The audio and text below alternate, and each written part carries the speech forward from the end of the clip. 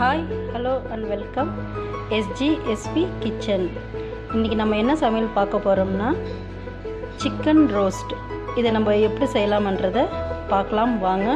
முதல்ல இதுக்கு தேவையான பொருட்கள்: பெரிய சைஸ் வெங்காயம் 1, பெரிய சைஸ் தக்காளி 1, கருவேப்பிலை, கொத்தமல்லி, பட்டை, லவங்கம், 1/4 கிலோ சிக்கன் நான் இதுக்கு எடுத்திருக்கேன்.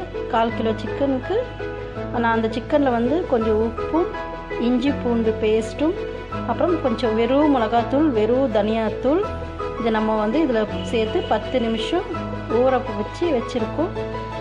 உப்பும் எண்ணெயும் உங்கள் தேவைக்கேற்ப, கொஞ்சம் பெப்பர் பவுடர் லாஸ்ட்டில் போடுறதுக்கு.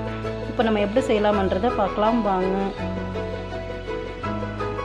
இப்போ ஸ்டவ் பற்ற வச்சு கடாயில் கொஞ்சம் எண்ணெயை விட்டு அதில் நம்ம பட்டை, லவங்கம்,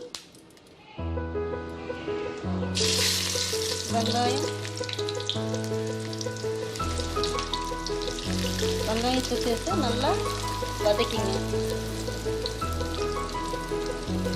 அது கூடவே கொஞ்சம் கருவேப்பிலையும் சேர்த்து நல்லா ஒரு 5 நிமிஷத்துக்கு நல்லா பொன்னிறமாக வறுத்துக்கோங்க.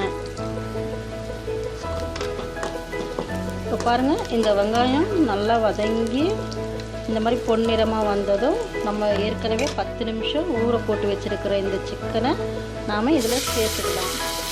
நம்ம எதுக்கு ஊற போட்டு வச்சுருக்கோம்னா, எல்லாமே ஒரு 10 நிமிஷத்துலேருந்து இல்லைன்னா ஒரு 1/2 மணி நேரம் நல்லா ஊறுச்சுன்னா மொத்த மசாலாவும் இதில் இறங்கி கறியும் ரொம்ப சாஃப்டாக இருக்கும், டேஸ்ட்டாகவும் இருக்கும். அதுக்காக தான்.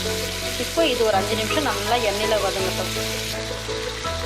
இது பாருங்கள், நல்லா இது 5லேருந்து 10 நிமிஷம் நல்லா அப்படியே அந்த எண்ணெயிலேயே நல்லா ப்ரௌனாக வர வரைக்கும் நல்லா ரோஸ்ட்டாக செஞ்சு முடிச்சுட்டு, அதுக்கப்புறமா நம்ம எடுத்து வச்சுருக்க இந்த ஒரு தக்காளியை நம்ம அதில் சேர்த்துட்டு நல்லா கிளறி விட்டுட்டு, அந்த தக்காளி அந்த மசாலாலேயே இன்னொரு 10 நிமிஷம் நல்லா வேகட்டும்.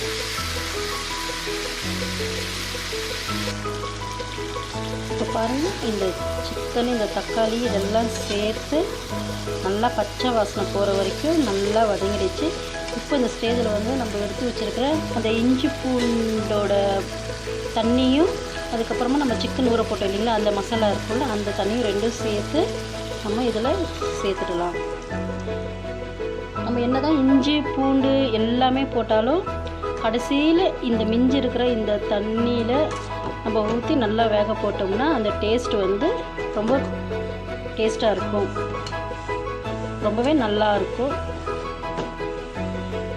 இப்போது நம்ம தண்ணி ஊற்றினதும் உப்பு, காரம் இது எல்லாமே நம்ம பார்த்துட்டு தட்டு போட்டு மூடி வச்சிடலாம். இப்போ பாருங்கள், சிக்கன் நல்லா வெந்து அதுக்கப்புறமா நல்லா சுண்டி வந்துடுச்சு. இப்போது இந்த ஸ்டேஜில் நம்ம ஸ்டவ் ஆஃப் பண்ணிவிட்டு நம்ம சாப்பிடலாம்.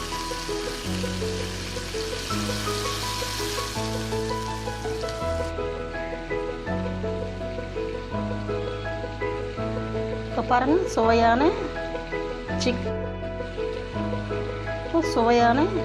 சிக்கன் ரோஸ்ட் தயார். இதை நீங்கள் சாப்பிட்டு பார்த்துட்டு எப்படி இருக்குதுன்னு கமெண்ட்டில் சொல்லுங்கள். தேங்க்ஸ்.